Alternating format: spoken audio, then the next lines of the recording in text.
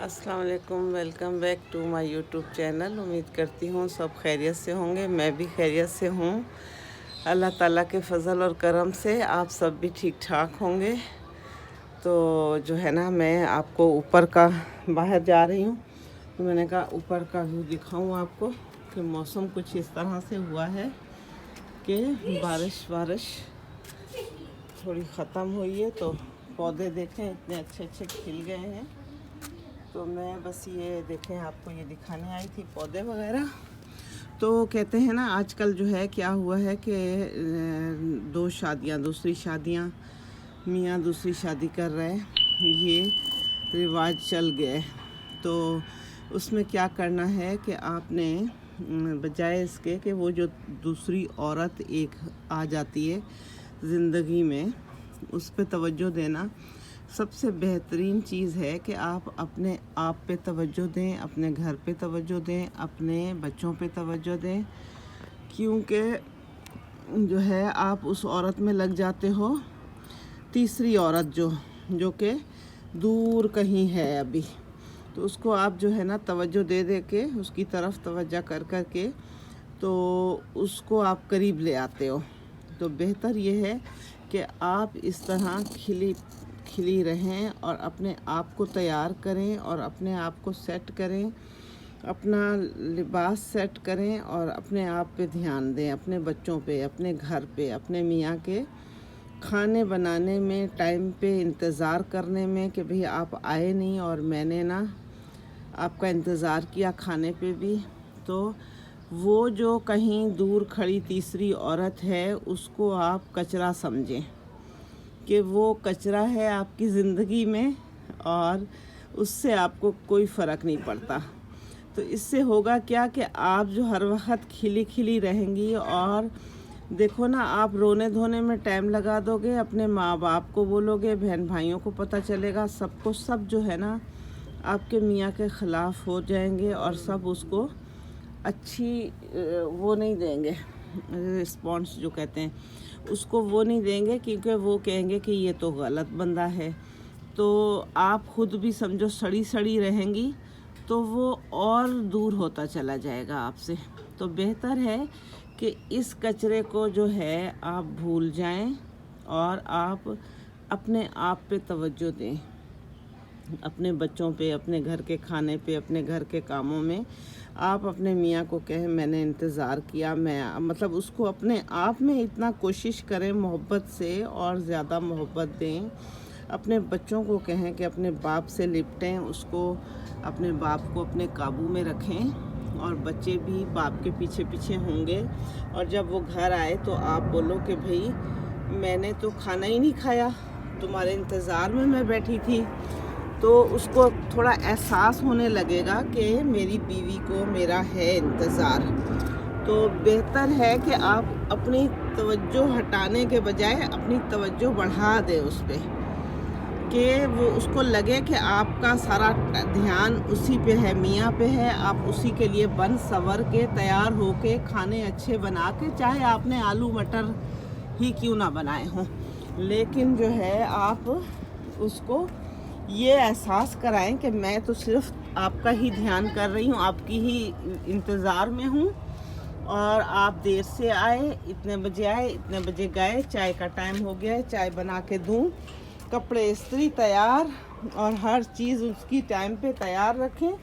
और आप जो है ना खुद की तरफ खुद अपने मियाँ को खींच के रखें, बजाय इसके कि छोड़ दें और मूड ख़राब कर लें और कहें कि हाँ ले जाए वो तीसरी औरत। नहीं, कोशिश ये करें कि आप जो है अपने मियाँ को अपनी तरफ लगा के रखें, क्योंकि उसको पता होना चाहिए कि ये मेरे बच्चे बीवी हैं और मैंने टाइम पे घर जाना है। तो किसी को कुछ पता नहीं है। जब हर एक को पता चल जाएगा ना कि हाँ ये कहानी है और ये औरत है, तो उसका डर खौफ ख़त्म हो जाएगा, वो और उसी तरफ खींचा चला जाएगा। तो हमारे बिल्कुल बराबर में पड़ोस में ना 4000 गज का पूरी हवेली थी, उसमें सारे चचा भतीजे रहते थे। तो उनमें से ना एक आंटी ने कहा अपने बेटे को कि मिठा खान उसके बेटे का नाम था, तो उसने कहा मेरा मिठा, मैं तेरे लिए ना रिश्ता ढूंढ के लाई हूँ। तो आई हूँ, तो बात भी कर आई हूँ। गांव कहीं और गई हुई थी किसी शहर में शादी पे, तो वहाँ दूर परे के रिश्तेदार हैं, वहाँ मैं रिश्ता देख के आई हूँ। बहुत ही प्यारी लड़की है। तो उसने बेटे ने मिठे ने कहा कि नहीं अम्मा, मैंने तो इधर ही पड़ोस में, तू दूर कहाँ जाती है, मैंने तो पड़ोस में ही पसंद की हुई है लड़की। तो कहती है नहीं, मैं अपनी पसंद की करके आई हूँ, तुम देखोगे तो सारी दुनिया देखती रह जाएगी, इतनी खूबसूरत हसीन लड़की तेरे लिए ढूंढ के लाई हूँ। तो कहता है नहीं, मैंने तो अपनी पसंद की करनी है, वो पड़ोस में ही थी। तो उसने कहा, तो उसकी माँ की उससे बनती नहीं थी उन लोगों से। तो माँ ने कहा नहीं, मैं तो तुम्हें अपनी पसंद की लड़की से शादी कराऊंगी। तो माँ ज़बरदस्ती ना तारीख वारीख तय हो गई और सारा कुछ माँ करके आ गई उसकी बेटे की शादी। तो जब बेटे की शादी करके आई तो बेटे का मूड बड़ा ही ख़राब। शादी में दूल्हा बन के गया, पहले बच्चे मान लेते थे बात, लेकिन नाराज़ रहते थे।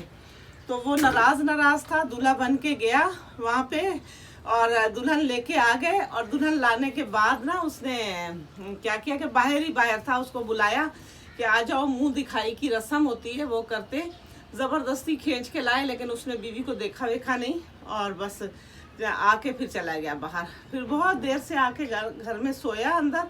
माँ ने ज़बरदस्ती पकड़ के कमरे में घुसाया कि भाई तुम जाओ, अब तुम्हारी बीवी है, तुम क्या कर रहे हो। बस वो गुस्से में था, नाराज़ था कि मेरी इधर क्यों कराई शादी, देखी वेखी थी नहीं।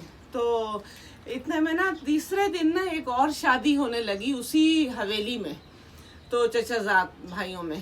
तो क्या हुआ कि इसने लड़की ने, लड़के की जो माँ है, मिठे की माँ ने अपनी दुल्हन को कहा, तुम नई दुल्हन हो, तुम बिल्कुल दुल्हनों वाले कपड़े पहनो और पूरा जेवर पहन के सही से तैयार होके तुमने उस शादी में दुल्हन ही लगना है, दुल्हन से ऊपर लगना है, क्योंकि वो थी भी बहुत खूबसूरत। तो जब वो दूल्हा जा रहा होता है ना, स्टेज पे जाता है, तो सारे लड़के और कज़न जो होते हैं वो साथ जाते हैं कि दूल्हा स्टेज पे जा रहा है।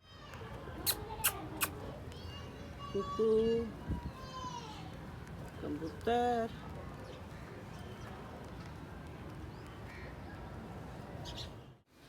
तो ना वो दूल्हा जब स्टेज पे जाता है ना, तो सब जो रिश्तेदार होते हैं ना, लड़के कज़न, वो सब पीछे जाते हैं कि दूल्हा स्टेज पे जाएगा। चूरी खिलाई की रस्म और दूध पिलाई की रस्म में सब जो है जाके भाई मिलेंगे, सब हम भी चूरी खा लेंगे और वो देखने भी जाते हैं और सारे इकट्ठे हो जाते हैं, औरतें भी जमा हो जाती हैं कि क्या हो रहा है। दूल्हा दुल्हन के पास आके बैठता है और चूरी खिलाते हैं, दूध पिलाई की रस्म होती है और बहनें भी पल्लू बांधती हैं और उनको भी मिलता है इनाम, और वो दूध पिलाई की रस्म में पैसे देते हैं। ये सारा कुछ ना वो जो कज़न होते हैं वो भी साथ देख रहे होते हैं, जो औरतें होती हैं वो भी आ जाती हैं, कुछ मोहल्ले की, कुछ रिश्तेदार दूर के। तो वो जो चांग धांग वाला बंदा होता है ना, उसकी हर जगह पे नज़र जा रही होती है औरतों पे। तो उसने ना एक बहुत ही लालटेन की रोशनी थी और उसमें ना उसने एक बहुत ही खूबसूरत लड़की पे उसकी नज़र पड़ी।